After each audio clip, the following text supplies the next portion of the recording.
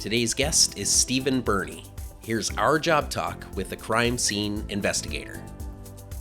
Welcome to the Job Talk podcast, where we talk with people who love their jobs. Our guests open up about their challenges, surprises, and secrets to success in their industries. Through conversation, we explore their careers, past work experiences, and the education that got them to where they are now.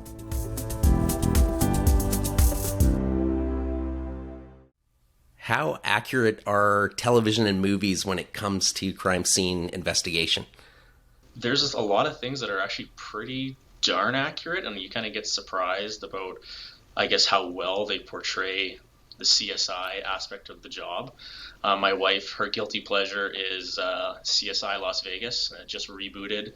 And there's, I think, just this past fall, I believe, there was the new season came out, and of course she asked me to watch it with her. And I think she might ask me not to watch the next season with her because I was like, oh, this is pretty accurate, and when they're using certain chemical processes. But then there's other things too that are just definitely Hollywood portrayals that kind of make things a little more dramatic and stretch the limits of, I guess, what we can do. I wish we could do all the things that they could do, because it'd be no crime in the world because we could solve everything. But some of the stuff they do an amazing job, like especially chemical processes, and when they're treating exhibits, they actually clearly have done their homework, and they really get a accurate depiction of what we're doing in the lab too. So it's pretty cool. Yeah. Is your wife a police officer as well? She is, yeah. So my wife, her and I have both been with the Edmonton Police for 8 years. We both met actually in recruit class. So I definitely get an interesting perspective chatting with her about some stuff. She's in patrol right now, and she's also a bomb technician. Oh, wow. So I get a lot of cool conversations happen at my house. I nerd out and talk about the forensic stuff, and she tells me about everything else going on. Let's go back to when you left high school. What was your first post-secondary experience? So right after high school, I went to the University of Alberta, and I was enrolled in the Bachelor of Science in Kinesiology. And so that's a 4-year program. I thought as soon as I started my program, I thought two things that I might want to do. Police officer is my number one. I always wanted to be a police officer.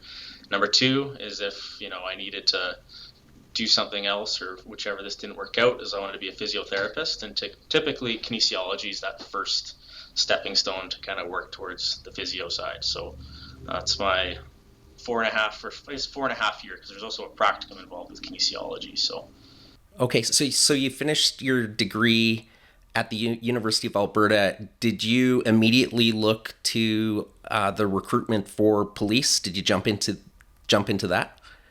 Yeah, so I would say right about my second year in kinesiology, I started to look at what I had to do for basically make myself a successful candidate to get in with the Edmonton Police Service. So there's some options obviously available, and you have to fulfill certain credits that you can go outside of your faculty for. So I looked at criminology courses and whatnot at the U of A, which I ended up taking. And also like I mentioned, there's a practicum portion for the kinesiology degree. And one of the options, you can actually take your practicum with the Edmonton Police Service fitness unit. So that involves making exercise programs, assisting with the fitness testing that all of the members have to complete on a yearly basis. And also a lot of the return to work stuff or rehab, because guys pick up injuries either on the job or, playing sports or just anything else. If they come to the fitness unit a lot just to see if they can find a way to improve on a certain score or category, or just, like I say, get back to feeling good and being able to play a sport outside of work. How was the training experience to become a police officer? Did you enjoy it? Yeah, I enjoyed some of it. Yeah. It really is. I find it was a great training. Obviously, you get a lot of classroom knowledge and stuff. You have to learn about the criminal code and provincial acts and municipal acts, and basically all the things you can do as a police officer, and what bounds we have to stay within, and where our powers of arrest come from, stuff like that. And also they put a pretty big emphasis on physical fitness, so there's a lot of the physical aspect of it. Yeah. It's a paramilitary training, so there's a lot of punishment if things don't go how they should or whichever. So, and obviously we're always a team, so we're always completing things as a team. So it builds a good base for you as you leave and start on the streets. You go to patrol first. Yep. It builds a great base for obviously your physical fitness. You're coming out with a lot of knowledge, but then you also get to learn all the practical knowledge from a field trainer, which I think it's a great program. It's about 6 months of training before you even get to the street. And it's I don't think you're ever fully prepared for your first day, but it's about as close as you can be to be prepared, I think. Did you have a favorite part of your training? Because I believe my brother-in-law is a police officer, and he Right. mentioned that you guys do everything from boxing to learning to drive properly. Was there right. anything that stuck out as kind of your favorite part of training? I think my favorite part was, I think, our emergency vehicle operations. So learning how to drive a police car, learning how to, there's a couple road courses that we did, and there's a lot of specific activities that you have to be able to pass to get signed off to be able to obviously operate a police vehicle. So it's pretty fun, obviously, going out and trying to operate a vehicle to the limits of the vehicle and obviously staying within your own limits, but doing things safely, but also in a way that you can respond to a call quickly. So I really enjoyed it. It was our training was in the winter as well, so it threw in a little bit of an extra wrench in the plans, because I remember one of our training day where we did our main driving course, it was freezing rain.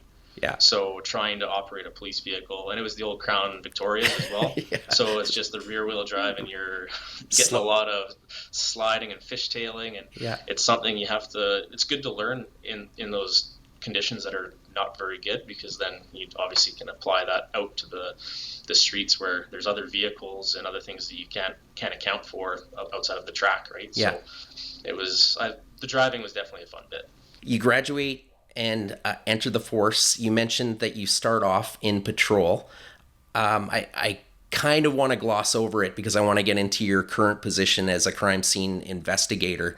How long were you on patrol, and what brought you to becoming a crime scene investigator? Yeah, so I was in patrol for 5 years. So I worked out of the Northwest Division campus. So it's the new building in Edmonton here now. I didn't unfortunately get to work in the nice new building. I was outside in like a little satellite station until this new one was built. Yeah. But it's funny with policing is there's so many different places you can go and look to go within the EPS especially as a constable. There's just, depending on where your interest lies. So pretty early on in my career, I had a lot of exposure to the crime scenes team, kind of what they do, what files they work on, how they can assist in your investigations, and that just immediately kind of drew me into the unit, and the idea of being able to help identify a suspect where you have nothing, there's no video surveillance, there's no witnesses, no eyewitnesses, and that little piece, that little drop of blood or that fingerprint that an investigator can find might totally change the scope of the case. And it didn't hurt to have my uncle actually was a crime scene investigator for about 12 years before me, so I had a lot of opportunities to ask him questions, and he kind of fostered my interest in a lot of ways and kind of told me the good, the bad, and the ugly of the job. So I had a really good understanding, I think, going in. So I just love the idea of being able to assist in an investigation where maybe there's dead ends everywhere, but we might be able to provide that one avenue that you'll have a suspect or at least something to follow up on. What kind of cases do you work on? It's probably not all just homicide, I'm assuming. No. There's basically, if you can think of the crime type, we'll work on it if there's something there for us to do. So there's anything from a recovered stolen vehicle that has drink containers, blood in it or anything like that, or even just applying fingerprint powder to the inside of recovered vehicles or on the outside. typically your break-in enters. We go to a lot of those, especially for people's houses and businesses, some of the industrial stuff as well. Robberies, there's sexual assaults and assaults of all types. As you mentioned, there's homicides that we if there's a homicide, we're out there every time. But there's basically anytime there's a victim and there's any chance that there's forensic evidence, being, the DNA or the fingerprints, we're typically there and working on those files with investigators to try to obviously help their investigation and provide as much evidence as possible. Okay, how closely do you work with forensic scientists? And I'm assuming there's a difference between a crime scene investigator and a forensic scientist. Definitely, yeah. So the scientists are basically we deal with them a lot indirectly, actually. So it's funny when you meet them face to face. We kind of say, "Oh, I've seen your name on a bunch of papers," and they've seen my name on a bunch of papers, but there's not a lot of face-to-face interaction. But the forensic scientists are obviously huge for us. They typically have like a master's, so quite a bit more trained than someone like myself. And they are doing a lot of the interpretation of DNA profiles that I send. So if I swab, for example, some blood at a scene, and I send that swab to the lab for analysis, they'll be the ones kind of interpreting the DNA profiles. And a lot of the times we get mixtures, because obviously, if some people share drink bottles or something like that, right? So if you get a mixture in a drink bottle, they can sometimes tease out one or both of those profiles and be able to say male, female, or two males, or whichever. So we deal with them quite a bit, but really indirectly. A lot of the time, they send us their forensic report, and we send in our request and kind of the details of the case. So they're very smart people and amazing to have as a resource, because we do a lot of case consults with them as well, asking them, hey, what do you think is the best and most probative piece of evidence we can send you to try to get a DNA profile for each case? So they're invaluable, and they're a huge part of our success for the DNA side. Yeah, I imagine your day-to-day changes all the time. There probably isn't just your typical day on the job, but can you talk a little bit about, maybe talk about a homicide scene that you showed up, and kind of take us through what you do on a case like that?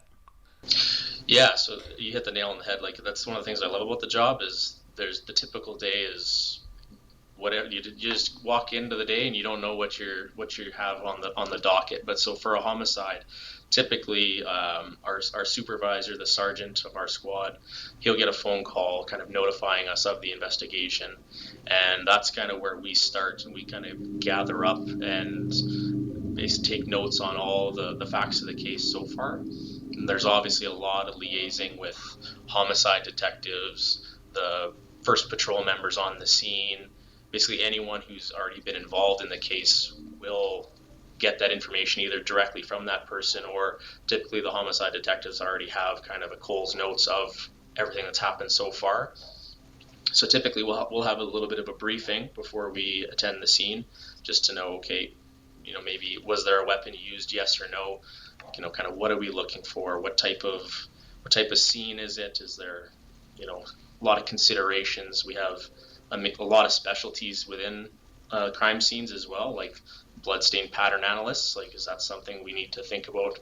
So there's a lot of pre-planning that goes into it. I'll just pause you there for a second. So did you ever watch the TV show Dexter? I didn't see Dexter. I know the premise of it, but I didn't actually ever watch it. Okay, sorry. You reminded me of that show when you said blood splatter experts. So yes, I know, and it's on my list of one of the things to watch. Yeah, because it's always, people have mentioned it a bunch of times, but haven't got around to it yet. Okay, maybe we'll do a follow-up interview after you watch that show. Yeah, anyways, that sounds good to me. Yeah, continue on. Sorry. So there's a lot of pre-planning, right? So yeah, because we have a lot of equipment that we have to bring, and obviously it's a lot case specific, but after we kind of have our little briefing, the sergeant attends any homicide scene, as well as two constables in our unit. So those constables are assigned two different roles. Either the forensic photographer, which is just as it sounds, their job is basically to document the scene through the use of photographs, and, photographing the exhibits and fingerprints and just the scene in general. And then there's the exhibit handler. So that person's job is strictly, obviously, designating, seizing, collecting, processing those exhibits for DNA, fingerprints, all those things. So once we have the team set, we'll go out to the scene, and the first thing we do there is we do a walkthrough. So before we do anything else, we're walking through as a team. We're looking at the scene, seeing kind of obviously what we're dealing with, and this is the first time where we can start to talk about what we're going to do, how we're going to do it, and contamination obviously is a huge part of crime scenes investigation. So our whole goal is to minimize contamination. So we establish the path in we're going to take every single time, so we don't walk around and contaminate the scene any more than physically having to do that. And that also includes probably seeing us in the Tyvek suits, those like white bunny suits, yep, either on the CSI shows, or sometimes the news captures us in those. So that's obviously to do that as well. So we're not bringing stuff in from our boots, our uniform, all that other stuff. And we obviously take really detailed notes. The photographer takes all of their photos. So there's a thing in Latin, it's in situ. It's basically as it is. So we don't want to touch the scene until we've fully documented everything. Yeah. So homicide scenes are extremely complicated and long, and we take our absolute time with those as much as we can. So there's a lot. By the time you document and seize exhibits and bring things back, we also take scene videos. And we actually just recently, within the past year or so, certainly use new technology. We have a thing called a Leica scanner. And basically, if you imagine, obviously the housing market's pretty hot right now. So if you're online looking for a house, and you can kind of do that 3D walkthrough and just click on a spot, and all of a sudden you're through to the next room. So we actually have one of those. So we can actually do a walkthrough of the scene, which is really important for court. They obviously, jurors, judges, all that stuff, they love to see and be able to kind of put yourself in that scene. So that kind of supplements our photos. So it's after, a long homicide scene where you've collected exhibits, there's fingerprinting, anything, there's doing a very, very thorough search. And again, like kind of we're talking about the blood spatter experts, we have chemicals that can develop blood further, and we look for fingerprints or footwear and blood. So there's just a ton of processes we can use, and especially for a homicide, we basically exhaust all of our resources to fully process that scene to make sure we don't miss anything. You mentioned court. What is it like to go into court, and what's that experience all about? Yeah, court, it's obviously that's kind of the culmination and the end point for our investigation, where the work we put in, the work the investigators put in, and everyone else, this is basically to put our evidence forward and to just, obviously it's for the courts to decide the weight of the evidence. So I don't mind going to court. I know some people are nervous or anything like that, but after a couple of years of doing the same job here and there, you start to get comfortable with that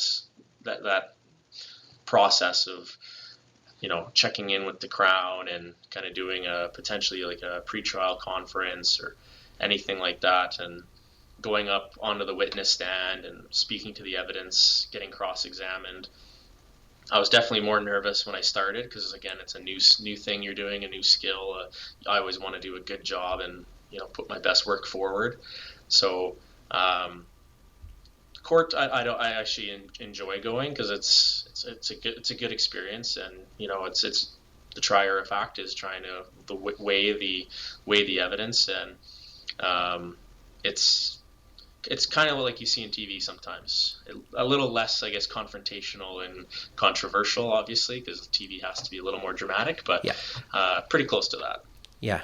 Do you have cases that keep you up at night from time to time? Is in just like the workload or the things that we have to process and see, or Yeah, I think I'll turn it into actually because you see a lot of traumatic things. Do you have a support network? Does the police service offer ways for you to cope and help you through maybe some more traumatic things that you've seen? definitely actually the EPS is. I don't know if I can say world renowned, but they're definitely renowned, especially in Canada, and I believe even probably within the United States too. They've looked at a lot of our programs, specifically made for helping members who went through a traumatic experience and supporting them through their their experience. We have the critical incident support members. So basically, you get trained and you reach out to members who've been involved in a critical incident. That can be anything from obviously seeing a very traumatic thing or having to perform life-saving measures on a person. Yeah. So there's amazing supports. There's our employee family assistance team are great with speaking to the members and getting them supports that they need.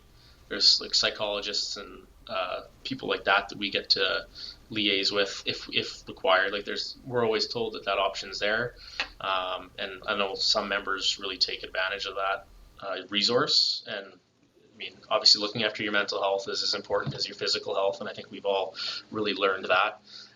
So there's tons of supports, and then obviously the first support that we all have, I'm sure, is family too. So I mean, I'm lucky in the sense that my wife being a police officer, I can kind of talk pretty candidly about some of the more graphic things I've seen because she's seen probably the same or close to the same.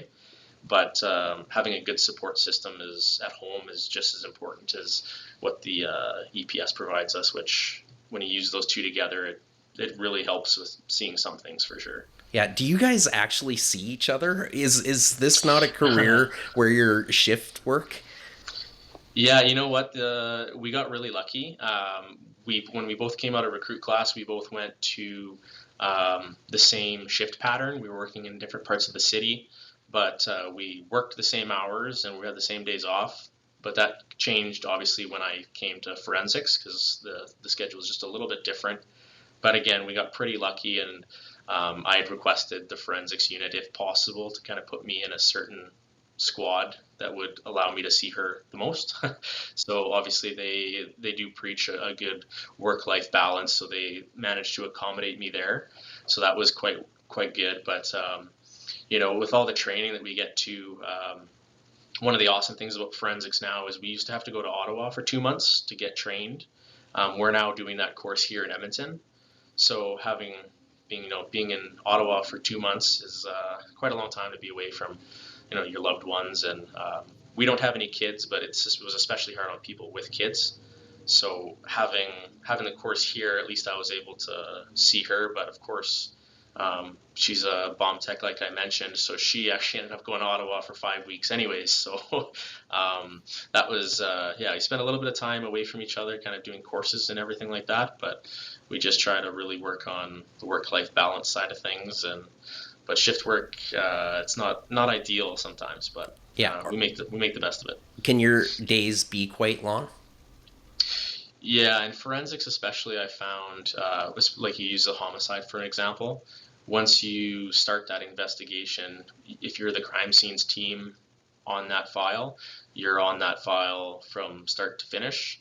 So, it's not unusual to end up working 6 hours extra after your shift is over to try to finish the scene, or obviously if there's a search warrant, we have certain parameters we have to follow. We can't be searching or entering the house after the search warrant has expired. And then again, we attend the autopsies for all suspicious deaths. So we speak with the medical examiners, but they're the ones who set the autopsies. So sometimes we'll have to come in on a day off to either finish a scene, or we'll have to go in for the autopsy to basically we capture photographs for them. And obviously there's exhibits to seize from the deceased person as well. So that's our function there. But the days can be can be long, but it's sporadic and you can't really plan for it. But Yeah. What are some of the obvious challenges for you in your career? in crime scenes, I'd say we're a pretty busy unit. There's and we're a small unit too, and that's kind of where the crux of burnout starts to kind of creep in a little bit. Is there's a small unit, and we service all of Edmonton. And as we kind of were touching on before, if there's any forensic evidence in a file, like a recovered stolen vehicle, a break and enter, a mischief, which is just damage to property, and then to homicides, we're going right. There's not a lot of us to be able to service all of Edmonton, and Edmonton's a growing city. There's obviously people are coming into the cities, especially when the economy is a little lower. They're kind of you flock back to where all the resources are. So when we kind of see an influx of people, there's sometimes a little more crime associated with. Obviously, more people can be more crime. So just having to provide that same level of service with a small unit can be a little bit difficult, and so the workload can be pretty high. And then obviously for our unit, we try to provide the best service and detailed reports. So we really try to do our best job possible for each file. So that kind of just adds a little bit extra stress just for your workload. But I would say that's the main challenge. But if you love what you're doing like I do, it makes it a lot more bearable. So Yeah. And I'm going to ask you about what you specifically love about your position, but specific to some of these cases that you work on, what is the experience like when you're speaking to a victim's family? yeah, in crime scenes, we don't deal with the families as much. Okay. At least for like some crimes, we definitely do. So for a break and enter, for example, we are obviously in that person's home. So they a lot of the times ask us what we're doing, what we can do, ask us the limitations of the fingerprints, DNA, kind of what we're looking for, trying to find, why we're taking certain items or seizing items from their home, especially touched by the suspect. We always ask their permission first because obviously it's their property, and we tell them why. But obviously, typically when you deal with the police, it's rarely for a good reason that you're calling the police or needing the police. So trying to maintain that level of compassion and explain to people why you're there. And obviously our main goal is to help people and, obviously bring a level of closure and potentially find people responsible for committing crimes or victimizing people. That's kind of the main goal. So I always tell people what I'm there for and why I'm doing what I'm doing. But on more major case management style of things like a homicide, we don't deal with the family as much. That's typically the investigators, because we more or less just assist them in their investigations. But I know from our homicide detectives, they have constant communications with the families and update them and try to provide as much information as they can, because obviously that's probably the worst thing imaginable is losing a loved one like that. So I know that they really work hard to try to provide that level of communication, that they don't feel left out and that we're still constantly working on their file or where the file's at. So Okay. What characteristics make a great crime scene investigator, do you think? that's a good question. I'd probably say being detail oriented is definitely a good one. Being able to notice small changes or details, because fingerprints being the main example, it's really tough if you can't see a fingerprint or anything like that to be a crime scene investigator, because if you ask any one of us, probably what they'll say is the old fingerprints are our bread and butter, so to speak. That's where we kind of make most of our headway through investigations. But honestly, it's something everyone can have too. It's the motivation to work hard and to want to learn and to just want to continually just improve on yourself. Where I kind of touched on it with the bloodstain analyst. There's so many different things you can look into when you're in forensics, which is the part I love about it. Is it's so multifaceted. There's the bloodstain side. There's a post blast, which is basically after a improvised explosive device or an incendiary explosive device like an IED goes off. basically reconstructing the device, knowing what to look for the forensic side. There's arson training, or like fire death stuff. There's the CBRNE, so like the chemical, biological weapons, things like that. There's just so many little things that you can go and start to, dabble in a little bit, and that's why I love it. It's just you learn all the time, and if you just want to continue evolving and learning and kind of growing your skills, this is the place to be for sure. What are some misconceptions about crime scene investigators? I think the main ones typically come from your CSI shows or your movies that have that crime scene element. So a couple of obvious ones are watching the old CSI TV shows, like CSI Miami is one that comes to mind for me immediately. Is being a crime scene investigator, I do a lot of the lab work and the forensic stuff. Unfortunately, I'm not as cool as like Horatio with my sunglasses and my suit. I'm just in the uniform you see now, and I just pass on the information to the investigator, and they get to do all the cool stuff, like go try to arrest the suspect potentially, or use our tactical team. Unfortunately, they try to, I think in the crime scene, the CSI show rather, they meld the investigator, tactical, and crime scenes into one position, where they're just super cool, chasing down the bad guy after they already get the DNA hit. So that's one. And then actually a really common one too is, I believe it's the Dark Knight, the Batman movie, the Batman is in his lab and he's shooting like a big machine gun type thing at a brick wall. Yeah. And he manages to use a computer software to put the bullet back together, and then there's a magical perfect fingerprint on there. I wish that we could do that. That is super cool, but that's not something within the realm of possibility for us. Maybe if they tell us how to do it, maybe we could figure it out. But that one's a little bit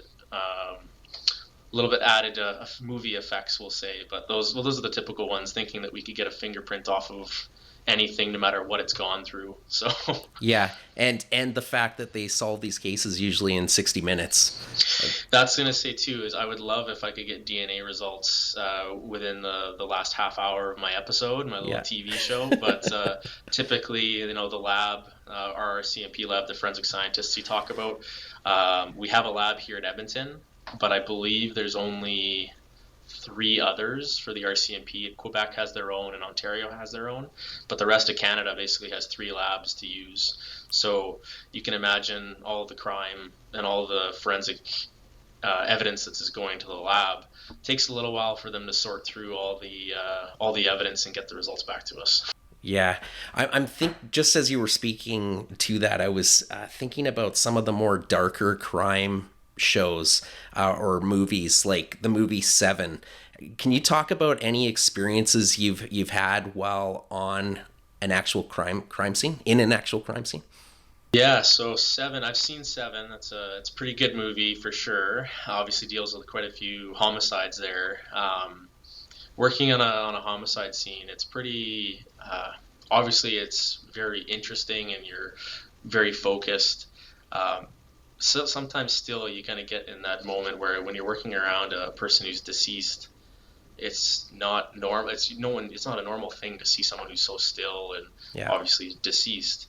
There's a couple times, like, kind of the darker moments where you're working around a deceased person, and if the rest of the team isn't around, you kind of check over your shoulder every once in a while, because in your brain you're thinking like they have to move at some point, right? Yeah. So it's that's kind of one of the darker moments that kind of like, it's not it's so outside of the realm of what's normal that you still sometimes catch yourself like thinking that person might move even though that they're deceased. So that's definitely one thing that I've experienced before, that kind of eerie sensation, but it starts to dissipate a little bit the more experience you get, obviously, and even in patrol you get that the first sudden death you go to, because typically police go to more or less every death unless the person's stay in an assisted living home, and the police just go there just to make sure there's absolutely no chance of suspicious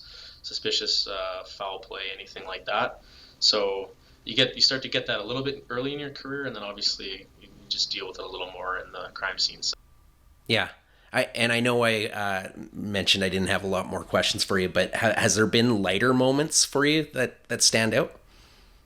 Oh yeah, there's the main thing, the reason why I love working with my squad, and sometimes the worst work gets made bearable by the people you're working with. So I have a great squad. We have a lot of laughs together, things like that. We try to spend some time together on days off, but there's lighter moments, like sometimes the funny one I can think of, actually, it's again, we were at a homicide scene, but we were outside searching a backyard, and we were looking through the garbage. Since wintertime, and there's tons of snow. I can't remember which year it was, but we had just tons and tons of snow, and we were moving the new wheel garbage cans that we have here in Edmonton. We were wheeling those into our containment area to search the next day, because it was at night. And my one squad mate, she's wheeling the cart backwards, and she slipped and fell on her butt.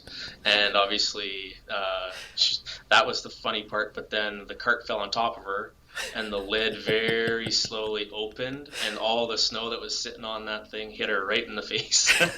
So, I mean, even at some pretty not so great scenes, you can have a couple moments of where you have a laugh, and something like that, where it's kind of like that. It's simple humor, we'll say, because it was someone basically getting it was in slow motion too. I almost reached and grabbed the lid before it hit her, but the lid kind of came back, and she was covered in snow from head to toe. So sometimes things like that makes work a little more bearable, and you get to have a good laugh. And still laugh about it now, when it was probably close to at least if it was this winter, it was at least 6 months ago. And if it was more than that, it's something we still talk about and laugh about. So. Well, at least her gun didn't go off when she fell, too. That's right. Yeah. So, I think the funny part too is she was the photograph officer, so she was protecting the camera. That's the most important part. So protecting the camera, so she couldn't get a hand up in time to get that, stop the lid from basically giving her a smack. So it was pretty good. Awesome. Are there any surprises that you've experienced through your career as a crime scene investigator? I think the main thing I was surprised at is how long it took to feel fully competent and confident in your abilities. Just because you're walking into you think it's a simple break and enter. There's just so many different things to look at and consider, and so many different chemical processes you can use to develop fingerprints, or different ways and innovative ways of thinking about how to try to develop or locate forensic evidence. It's always easy when you have a partner beside you and you bounce ideas off one another, and you think, okay, that's good. But when you're by yourself, which a lot of our job, if you're kind of going to a break and enter, or a stolen vehicle, you're typically operating by yourself. So you have that moment of, is there anything else I should be doing, or is there anything else I'm missing here? And so obviously, once you get confident and competent, your skills, you become more efficient, and it's like breathing. You just know what you're doing. But it's like any job or any skill, there's like that moment of, oh man, am I getting everything here? And obviously we don't have a second shot at this, so we have to do it right the first time. So it take a little longer, and it's a little slower to start. But that was one of my things. I was like, man, I was a police officer for 5 years, and I feel like I'm going back to the very beginning again, even though I've been to tons and tons of break and enters. It's pretty much the same forensically, but you don't got another shot, so you have to really be on your game. Yeah. I'm going to ask you a two-part question, and it's the advice question. So first off, we're looking at advice to somebody. Why would you, or what kind of advice could you give to somebody thinking about becoming a police officer? And then after you answer that, if you could talk about advice to somebody going through the training of being a police officer and then deciding to go into crime scene investigation.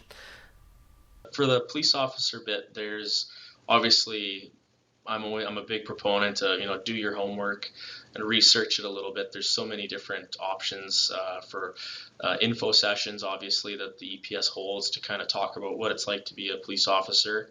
There's Run with the Recruiters that they do, which obviously the recruiting team, they're actually there. You're kind of doing some physical activity, seeing kind of what the recruits are doing and similar type of activities, a lot of team building things, knowing that obviously policing is, it's very team oriented, not very individual based, right? And just, it's like anything, working 100, giving 100% effort all the time and being really motivated. And for me, it's always asking questions. I love to learn, and the more you kind of learn and ask questions, you start to have a better idea of kind of what you're getting yourself into. And now it's nice, knock on wood, COVID's, some of the restrictions are easing, so we're back to doing ride-alongs and things like that. So that's probably the best way that you could figure out, hey, is this for me or not, is go on a ride-along or two. And depending on how serious you are, there's police studies courses out there as well. Grant McEwen has some, so you can obviously get a lot of information from them, and there's actually police officers who lecture there, and you can get a lot of great info. So that's probably just the policing bit. And then it's kind of similar for the crime scene side. But the more, if you kind of get into policing and you have some experiences with the crime scenes team and you think, oh, this is something I might want to do, there's ride-alongs you can come on with us specifically. There's, doing consults with us. Like typically if you call our sergeant, who's always got the phone on him, basically anyone can call and just ask some questions and figure out if there's forensic evidence available. There's lots of, trying to get deep in the nitty gritty in investigations as well, like making sure that you explore every avenue and see what forensic evidence could be available or what options are available for you in your investigations. Basically being really detail oriented and trying to really flush out everything in a file will really make you noticed, and a lot of times we'll actually seek you out if you want to be in forensics, because if we see a work ethic like that, then that's most of the battle right there. If you have a good work ethic, you're most of the way to being a crime scene investigator. Well, you have a fascinating career, and I kind of wish I can go back in time. I'm 46 now, so I don't think I'm going to be on the list of your recruitment. But Stephen, thank you so much for joining us today. I really appreciate the time you gave to us. Yeah, definitely. Thanks for having me. Thank you for tuning in to the Job Talk podcast. For more information, please visit us at thejobtalk.com.